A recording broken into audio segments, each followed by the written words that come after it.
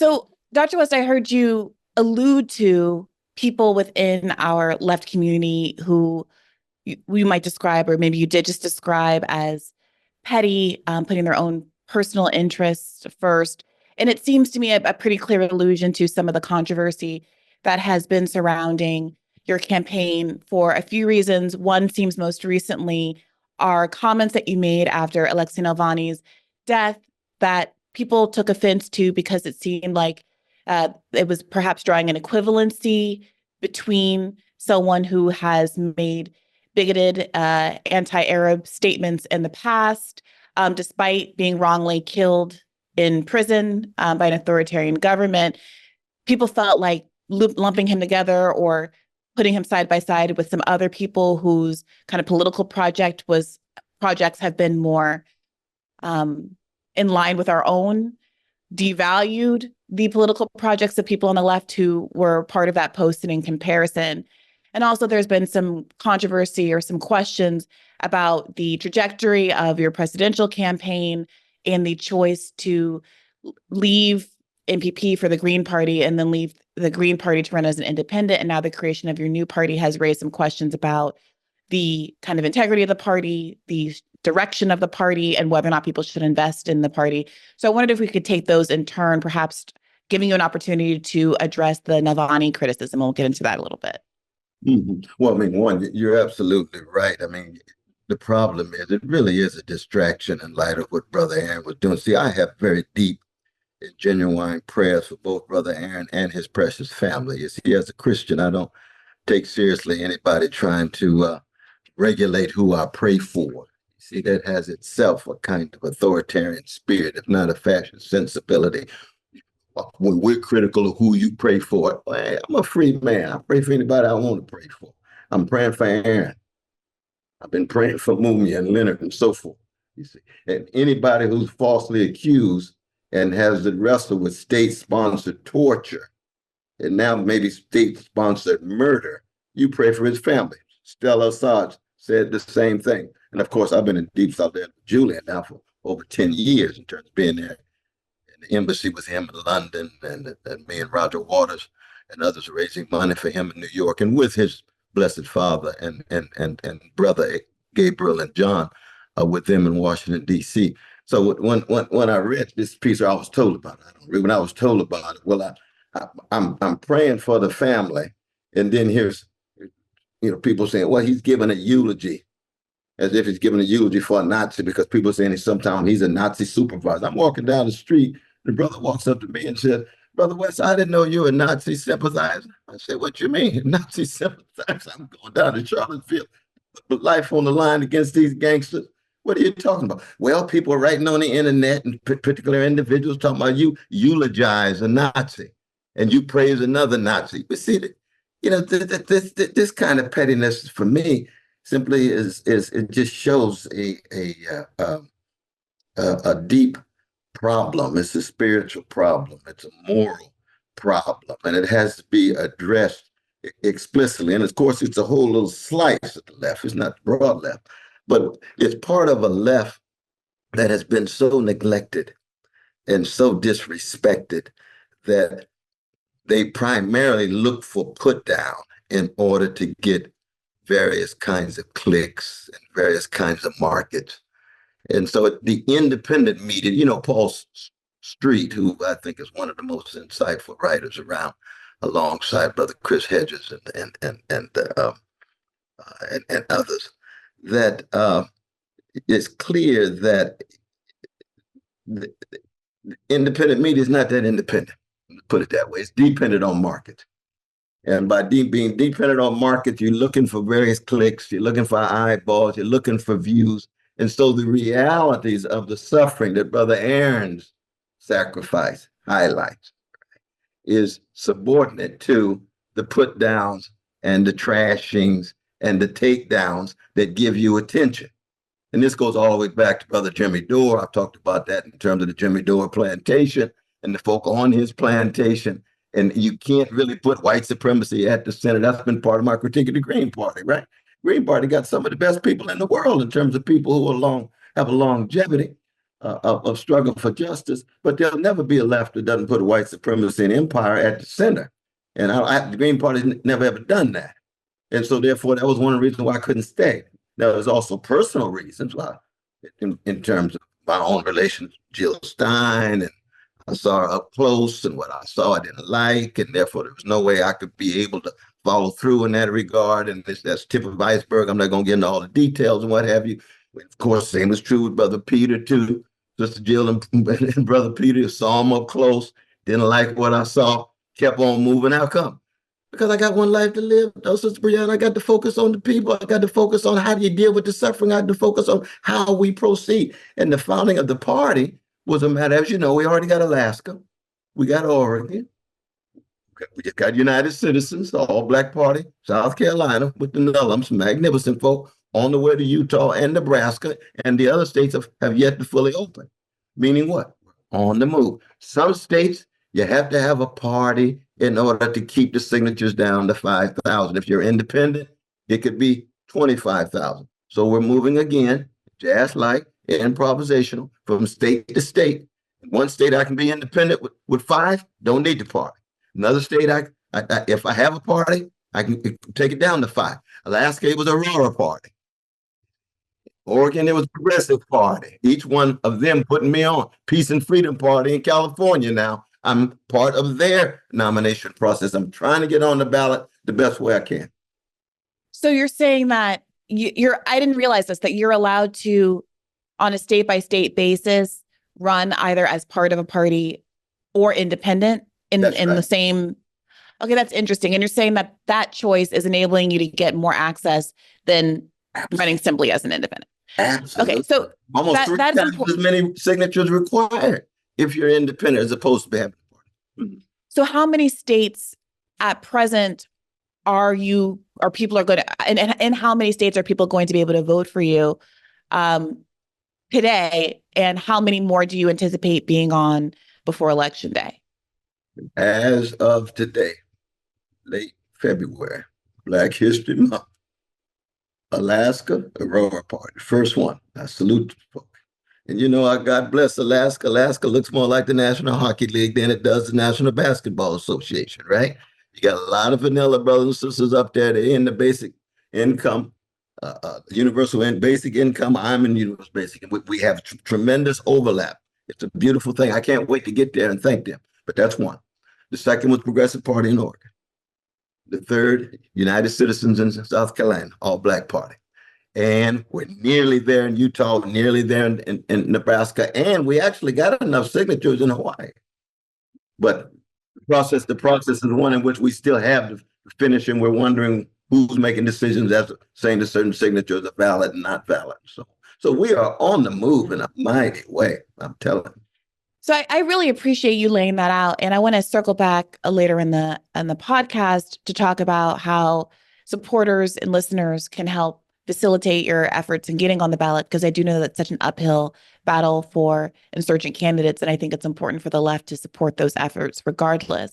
But I want to come back to the core of what you said earlier, which was in some parts something I really agree with, which is that there are some perverse incentives that exist in left media as they exist in mainstream media and elsewhere in the world. Just markets across the board. That's right.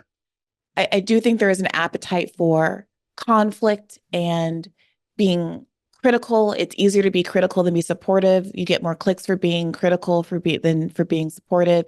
And sometimes that leads people, I think, down destructive paths that disrupt solidarity that is much needed on the left. I agree with all of that. And I have even tussled with some of the same parties that I think are causing you frustration right now.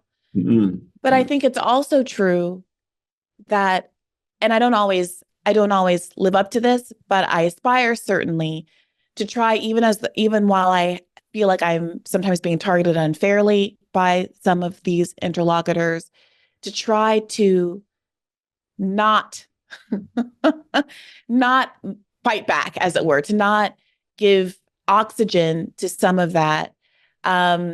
Because at the end of the day, even those groups that have come after me, I think often offer an important perspective within the left community, are still with me 95%, on our left objectives, have huge audiences that I think on the aggregate, they're informing in positive ways. Not every interlocutor I'd say this about, but I think a lot of the people that are in the mix. I have had disputes with, say, someone like, um, um, uh, the Wolfpack. I'm just his name just Tit. What? I'm sorry. I'll cut around this. Brother Tim, you were just on with him. Brother Tim Black. What? Tim Black. I'm sorry. How could I forget his last name is Black? LOL. Right. So, so for certain instance, I've had some disagreements with Tim Black in the past, but I like Tim Black. I appreciate his content. I like that he's putting out there, and I just, I choose to look the other way, for better or for worse. I've had my run-ins with RBN, and I certainly don't agree with all of their takes. But I kind of try to look the other way, because at the end of the day, I do want the left to be more united. And it strikes me as something a little discordant about the accurate observation you're making about how frustrating it is that there is an appetite for being critical, even when it's not entirely deserved.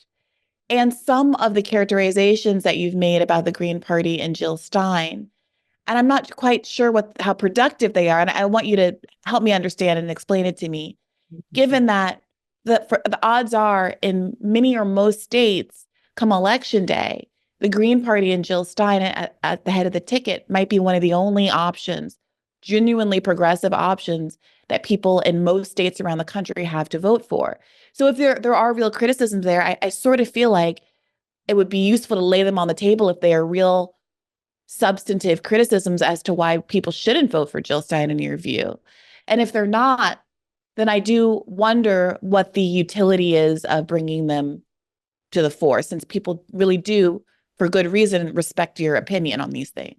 Well, I mean, one, though, we have to draw a distinction between being critical and being trashing. You see, sure. I've given 2 eulogies in my life, for my mother and my father. Now, when somebody starts talking about I eulogize a Nazi, what do you think that's going to do to me? I come out swinging. You see, I come out swinging with that kind of language, you see. And the same is true with with just Revolutionary Black Network and so forth. You see, when they trashing and degrading and disrespecting in order to just make money, then how can I not respond? That's just pathetic. It's petty. You see, I'm not calling for censorship. I'm not calling for censorship. And not only that, though, Sister Brianna, that, so many of these folk 10 years ago, when I was doing exactly the same thing I'm doing, where were they? Most of them were mainstream liberals, neoliberals, Democrats, or whatever, right? Which means they can change. So I'm not trashing them in such a way that I've given up on them, but they need to be corrected, and you have to tell the truth about them. And the same is true with Jill Stein or anybody else in the Green Party. The Green Party has been very much a force for good since 1992. I've supported Green Party candidates and so forth. But when you talk about individuals, Jill Stein is not the Green Party. If she's addicted to running for elections, that's different than the Green Party on the ground trying to be forces for good. You see them? If I have a critique of Peter or Jill or anybody else, Nick or CJ, any of them, well, I'm talking about these individuals. You have to be consistent and honest in telling the truth. If somebody's trashing you, that's not a critique of you. That's wrong.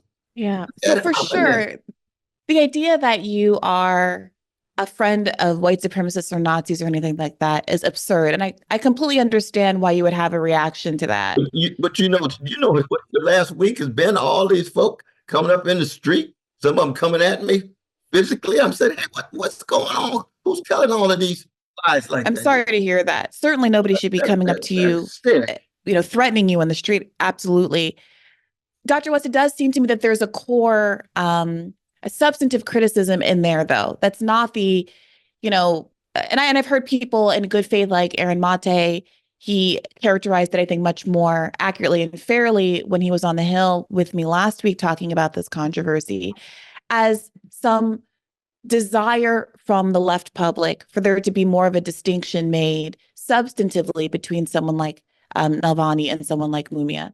So I hear you saying that Oh, when someone dies, it's a tragedy for their family, right? And I think that we can all absolutely. appreciate that. Absolutely. But the choice to make a public statement, whether it's a Twitter post or something else more formal, does speak to more of a kind of a political choice, a political statement than simply the generalized empathy we all feel when there's a loss of life. So, for instance, I'm sure Henry Kissinger had family members, not all of whom were horrible people. And I'm sure that people knew him as a man and loved him, et cetera. But given the weight and negativity of his historical legacy, I'm sure you can appreciate how it would look if I chose to hop on Twitter and say, I feel really bad for Henry Kissinger's family after he died. Even if in the abstract, if you came up to me and said, Brianna, do you feel bad for his grandkids? I mean, I might be like, yeah, sure. They're probably just normal, innocent folks who had nothing to do with anything. Yeah, a human being, sure, fine. Can you appreciate that? I think what people were frustrated by was not the kind of statement of principle that says I object to political prisoners being allegedly potentially killed by the state, but that without that finer distinction, there was a conflation that it seemed like you even felt like you needed to respond to and clear up in a subsequent tweet. But there seemed to be a conflation between the substantive politics of Nalvany and some of these other figures, then that's what people were objecting to. Yeah, right. And I can understand that. I have great respect for Brother Aaron, that whole family. Actually, it's for me a grand family of truth tellers. But you see, for me, I follow my dear brother Jeff Stout when he says that when people are murdered, you mourn the family who has to deal with the murder. You condemn the murder. You recognize how there is a moral and a spiritual dimension that's different than the political. The people know my deep love, solidarity, willingness to sacrifice anything for Brother Mumi Abu Jamal, right? Written two introductions, been in the jail with him, sang with Curtis Mayfield songs with him, in the prison with Chris Hedges and James Cone, and will continue to be in deep solidarity with Mumia Jamal. He's one of the great intellectuals, one of the great freedom fighters of our time. There's no way you can politically compare Mumia Abu Jamal with Navalny. That's no, now maybe the pictures could suggest that, and therefore it's misleading. But you don't approve of someone's politics as a precondition of sympathizing with their family. And it was only a prayer for family. So that conflation that did take place, I can understand it being misleading, but anybody who thinks a bit can understand the difference. And anybody who knows what I've done and who I am could understand the difference. Same was true with the sister in Iran. Now, there's a deeper issue here, though, Sister Brianna, and that is we've got a number of folk on the left who don't want to tell the truth about the vicious repression in Russia. They don't want to acknowledge the gangster activity of Putin.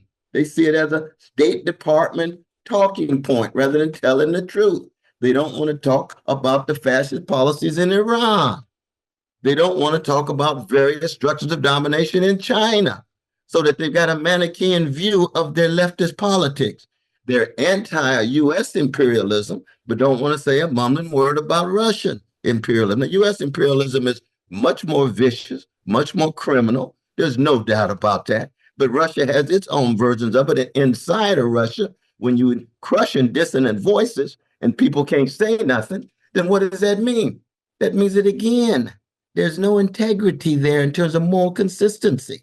So I can be in solidarity with them in struggles against American imperialism, but they can't say a mumbling word about the woman life freedom movement in Iran. Why? Because Iran itself is supporting the Palestinian struggle. I am in solidarity with the Palestinian struggle. And they say, oh, well, West, all of this morality and all of this spirituality, that just makes him a liberal. That's, of course, part of the discourse of the Jimmy Dewar plantation and others, right? Any kind of can talk about that when you're not hardcore talking about power, power, power. Who do they end up supporting? RFKJR supports genocide. RFKJR support. I mean, supporting COINTELPRO. Remember RFKJR's justification COINTELPRO against Martin? Where are their voices? That's an attack on the Black freedom movement. That's an attack on Black people in the same way the enabling of of the White House policies and attack on Palestinians. Not the same way. One's genocide and the other was vicious murder, but there's a continuity there. That's the kind of issues that we have to be honest about. That's partly what's at work here, too. It's my willingness to be critical of any form of imperial, any form of domination, any form of oppression across the board. So yeah, I think to your credit, your tweet was very clear that it was about prayers for the family, saying, "My prayers are with the precious family of the courageous Russian political prisoner, the late Alexei Nalvany." But I think the part that was more controversial than the idea of extending sympathy to the family is the characterization of Navalny as a courageous political prisoner, as opposed to a kind of a defense of his position, which is being a political prisoner. The courageous starts to weigh in on the substance of his politics and who he was as a man. And I do think that when you juxtapose that with some of his political choices, people bringing to the foreground the fact that he has compared Muslims to, quote, flies and cockroaches, railed against immigration. That's sick. That's pathological. He's not just wrong about that, but there's a sickness. But the courage is in his willingness to stand up in the face of overwhelming repression. That's courage. Courage is not tied to just ideology at all. When people are trying to kill you, when you're falsely accused and you go back when you don't have to go back, that's courage. That doesn't mean that you agree with him ideologically. That Solzhenitsyn was courageous. Solzhenitsyn was just like Navalny. He was a Russian nationalist. He had anti-Jewish elements. He had xenophobic elements. He liked Dostoevsky. Dostoevsky was a courageous artist. He had xenophobic elements. He was anti-Jewish. He was anti-Muslim. He was things that you and I thoroughly call into question, right?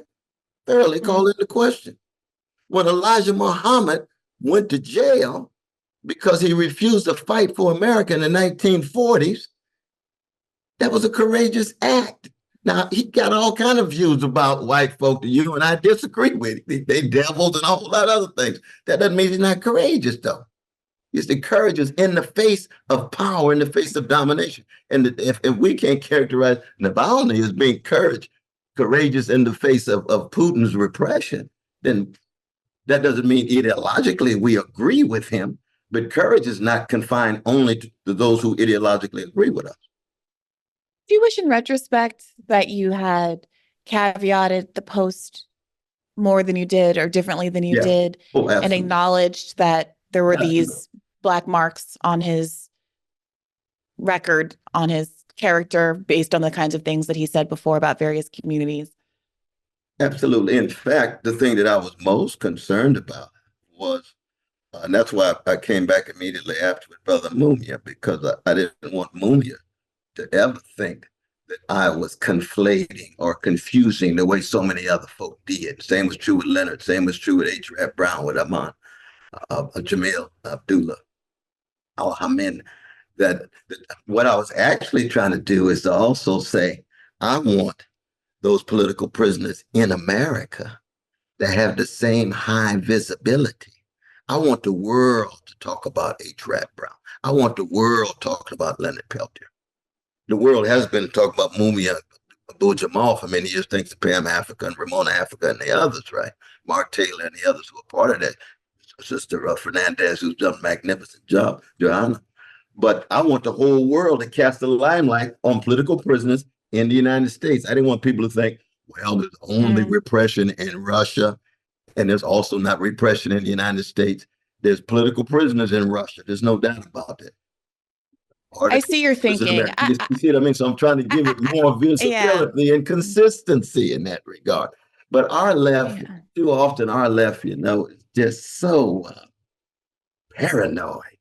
It's just amazing how you got everything is protective. Everything has got to be so ideologically manicured that morality can't overflow. And morality goes far beyond ideology. And I, in that sense, will always be morally consistent and tell the truth. Not just about this, but about independent media, Black independent media. I'm going to tell the truth about folk who are simply addicted rather than convicted in the way that I think they ought to be. Does that mean that I'm trashing them? No, they can be better. They can be better. Hey YouTube, thanks for watching. Just a reminder that this is a podcast. You can catch an extra premium episode every Monday for $5 a month at patreon.com/badfaithpodcast. That's patreon.com/badfaithpodcast for $5 a month, an extra episode every week. Additionally, please do consider liking this video, subscribing to this channel. It helps us out. It helps independent media beat the algorithm. We appreciate you. And as always, keep the faith.